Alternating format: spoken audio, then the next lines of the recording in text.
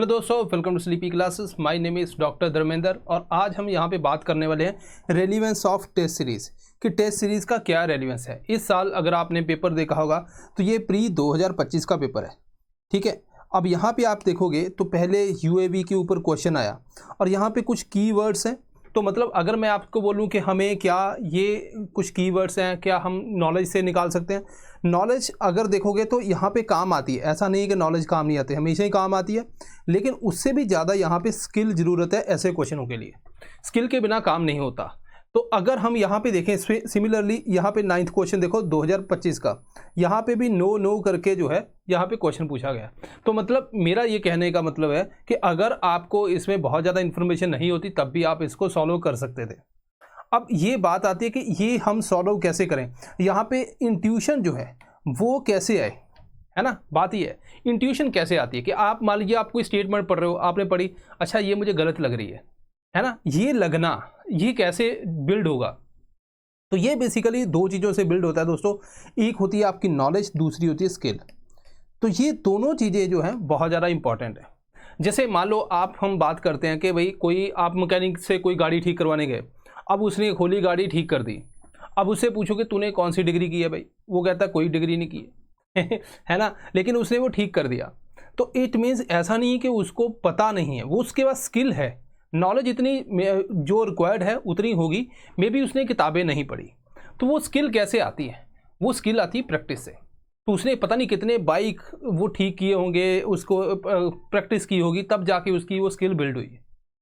तो यहाँ पे बेसिकली ऐसा नहीं है कि वो किताबें पढ़ के सीधा आ गया। इवन आजकल देख लो डिग्री के बाद जो है आपको अलग अलग जो जहाँ पे कंपनी में जॉब लेते हो वो ट्रेनिंग में रखते हैं। इसीलिए रखते हैं बिकॉज आपको नॉलेज है लेकिन स्किल नहीं है। सो स्किल बहुत ज़्यादा इंपॉर्टेंट है, उसके बिना काम नहीं होता। अब यहाँ पे जो बच्चों के बहुत से क्वेश्चंस हैं कि भाई सर हमें ज्वाइन करनी चाहिए, जैसे इस बार ट्रेंड हो गया कि भाई ये कुछ नहीं आता, यूपीएससी पता नहीं कहाँ से पूछती है।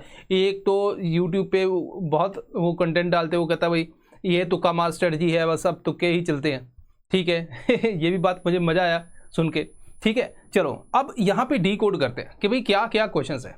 पहली बात है कि गेम चेंजर क्यों है।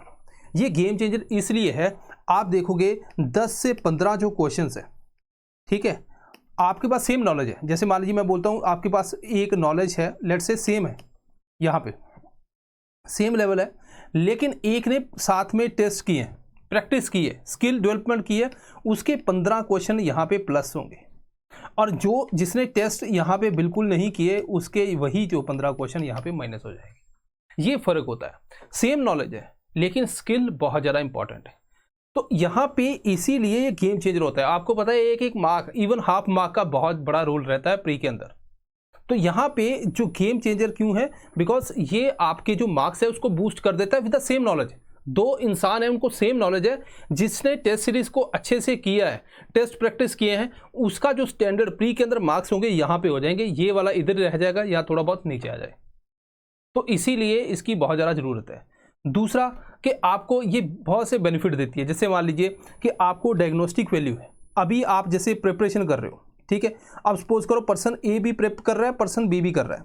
पर्सन बी जो है उसने कोई भी टेस्ट सीरीज नहीं यहाँ पे किए, ठीक है, उसने वो सीधा पढ़ रहा है, अपना मजे मजे से चल रहा है। अब लेकिन उसको लेवल नहीं पता कि बाकी बच्चियों का कंपैरिजन, वो लेट्स से कि उसने जो है जून के अंदर प्रिपरेशन स्टार्ट की, वो अक्टूबर में कहाँ पे है बाकी बच्चों का कंपैरिजन, उसको सीधा ही नेक्स्ट ईयर मई जून के अंदर जब एग्ज़ाम आता है तब पता चलता है।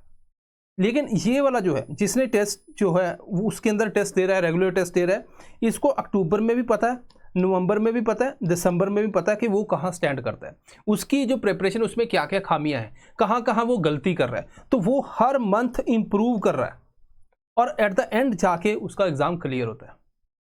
एक जो थंब रूल है कि भाई अगर आप 30 टेस्ट जो है वो अच्छे से कर लो, उनका एनालिसिस कर लो, आपका सिलेक्शन प्री के अंदर कोई नहीं रोक सकता। और ये फैक्ट है। मेरे काफ़ी स्टूडेंट हैं, कुछ तो पढ़ते भी नहीं, वो सीधा टेस्ट सीरीज़ उठा लेते हैं, टेस्ट सीरीज़ क्वेश्चन देखा, आंसर निकालने की कोशिश की, अब उसमें जो लर्निंग है वो ली, इस तरह से उन्होंने नोट्स ही बना दिए और वो प्री के अंदर जो है अच्छे से काम कर जाते हैं। वो कहते हैं कि ये नहीं है कि भाई उसमें से वही क्वेश्चन आया, लेकिन पता नहीं हमारे अंदर ऐसा क्या मतलब वो पावर आ गई कि हम प्रोडिक्ट कर पाते हैं कि ये स्टेटमेंट गलत होगी, ये सही होगी, और वो जो है लास्ट में जब हम आंसर चेक करते हैं वही आंसर होता है। तो ये हमें भी नहीं पता होता है कि अंदर से ही जो है वो एक इंट्यूशन आती है, ठीक है। तो ये यहाँ पे आपको पता चल जाएगा। देन दूसरा है कि ये सिर्फ फैक्ट नहीं है, मैंने आपको पहले बताया कि अगर मान लीजिए आप प्री के जो टेस्ट है उसको अलग कर दो, उसके सिर्फ सोल्यूशन पढ़ जाओ तो आप फैक्ट याद कर लोगे, इसके अलावा तो कुछ नहीं, तब भी उसमें कोई इंप्रूवमेंट आपके मार्क्स में आने वाली नहीं है। बिकॉज जब तक आप उसको प्रैक्टिस नहीं करते, वहाँ पे जैसे आपके पास क्वेश्चन है, आपने 3 स्टेटमेंट है, आपने पढ़ा है नहीं पढ़ा मैटर नहीं करता, आपने बस उसको सामने रख के सोचना है। लेकिन ये सोचना जब प्रेशर पड़ता है, जब टाइम का प्रेशर पड़ता है कि टाइम भी कम है, वो प्रैक्टिस करनी है, ठीक है। इसके अलावा कि ये एक डिसिप्लिन टूल है। आप जब भी, जैसे मान लीजिए आपने पॉलिटी पढ़ा, अब पॉलिटी के बाद आपने इसका टेस्ट दे दिया, आपको लगा यार टेस्ट के अंदर तो मार्क्स कम आ रहे हैं, देन आपको चेक मिल गया नहीं यार इसकी और रिवीजन करनी, एक डर पैदा हो जाता है मन में। ये डर अच्छा है, एग्जाम से पहले अच्छा है, एग्जाम के टाइम पे अच्छा नहीं है। तो मतलब अभी आप इस साल जितना मर्जी डर ले लो, अगले साल एग्जाम है, तो वहां तक जाते जाते इस साल जितना डर होगा बैठेगा आपके मन में उतना ही बढ़िया है। आप पढ़ोगे, आप फिर वो टाइम वेस्ट नहीं करोगे। तो ये डिसिप्लिन बहुत अच्छा मेंटेन रखता है। इसके अलावा स्लीपी की जो टेस्ट सीरीज है वो अलग क्यों है, ठीक है। हमें ये पता चल गया कि टेस्ट सीरीज जरूरी है, स्किल इंप्रूवमेंट होती है, मार्क्स इससे बढ़िया होते हैं, डिसिप्लिन इंप्रूव हो गया, मुझे क्रिटिकल थिंकिंग का पता चलता है। लेकिन जो टेस्ट सीरीज ज्वाइन कौन सी करनी है, स्लीपी का जो टेस्ट सीरीज है उसके अंदर खास क्या है, पहली है क्वालिटी। क्वालिटी का मतलब क्या है, देखो बाकी जगह आपको टेस्ट मिलेगा कि अलग से एक टीम है उन्होंने बना दिया जो भी कर दिया, स्लीपी के अंदर क्या है, ये फैकल्टी के द्वारा क्रिएटेड जो है टेस्ट सीरीज है। तो मतलब अगर पॉलिटी है तो पॉलिटी वाले सर जो हैं वो क्वेश्चन बनाते हैं, अगर आप हिस्ट्री है तो हिस्ट्री वाली मैम बनाएंगी, अगर साइंस एंड टेक है तो वो मैं देखता हूँ, ठीक है। सिमिलरली इन्वायरमेंट के एनवायरमेंट वाला टीचर, तो ये बेसिकली वही डिसाइड करते हैं, टीचर ही डिसाइड करते हैं कौन सा टॉपिक और किस टाइप का क्वेश्चन होगा, मल्टी स्टेटमेंट होगा या फैक्चुअल होगा, कौन सी स्टेटमेंट इसमें चाहिए। तो ये सब कुछ जो है फैकल्टी ही तय करता है। ऑल्दो टाइम कंज्यूमिंग है, प्रेशर बढ़ता है, लेकिन इसका बेनिफिट ये है कि काफ़ी ज़्यादा क्वेश्चन आने की संभावना होती है और जो इम्पोर्टेंट टॉपिक है और जो टीचर ने जो है आपको पढ़ाया है, ठीक है, टीचर ने आपको क्लास में जो पढ़ाया उसी के हिसाब से जो है ये टेस्ट सीरीज है, तो इट मीन्स कि आपका वो रिलेशन भी बैठ जाता है, आपको वो याद ही हो जाता है, ठीक है। अब कैसे यूज़ करना है उसकी मैं बात करता हूँ। तो आपको क्या करना है दोस्तों, आप जब भी अभी जैसे आप प्रेपरेशन स्टार्ट कर रहे हो, साथ साथ में टेस्ट जो है बेसिक ही करने हैं।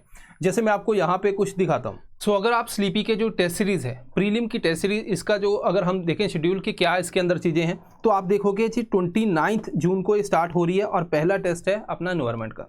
इसके अलावा दोस्तों हम आगे थोड़ा सा जाते हैं, इसको थोड़ा जूम कर लेते हैं। देन हमारा आता है ज्योग्राफी 1, देन पॉलिटी 1, इसके अलावा आगे जाएँ इकॉनमी 1, हिस्ट्री 1। अब ये 5 टेस्ट हो गए। उसके बाद आता है एक रिवीजन टेस्ट जिसके अंदर आपके करंट अफेयर भी आएंगे जनवरी 2024 से, तो मतलब पुराने करंट अफेयर भी यहाँ पे कवर हो जाएंगे। आगे अगर हम थोड़ा सा जाएं दोस्तों, देन पार्ट 2 पे आ जाएगा, polity part 2, geography part 2, then history है, उसके बाद इकॉनमी है, एनवायरनमेंट है। अगेन यहाँ पे रिवीजन टेस्ट 2 आ जाएगा। उसके बाद एडवांस के ऊपर चलेंगे। एडवांस के अंदर आप देखोगे पॉलिटी के साथ करंट अफेयर है, देन ज्योग्राफी के साथ है, करंट हिस्ट्री के साथ है, देन हिस्ट्री 2 पार्ट है।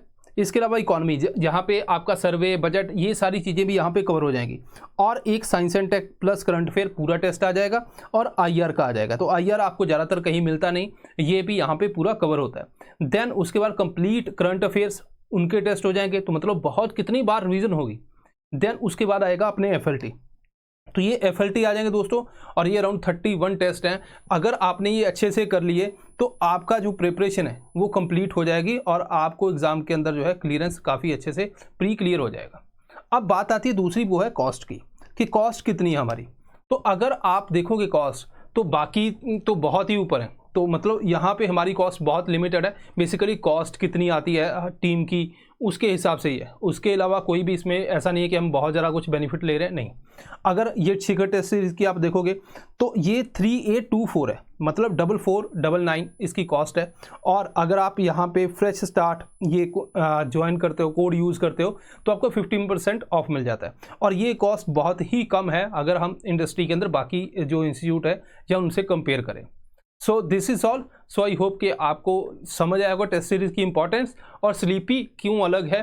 अगर आप ज्वाइन करना चाहते हैं दोस्तों तो इस नंबर पे कॉल करके या sleepy.classes@gmail.com इस पे विजिट करके जो है अपनी सीट बुक कर सकते हैं। दिस इज़ ऑल, मिलते हैं next time. Thank you very much.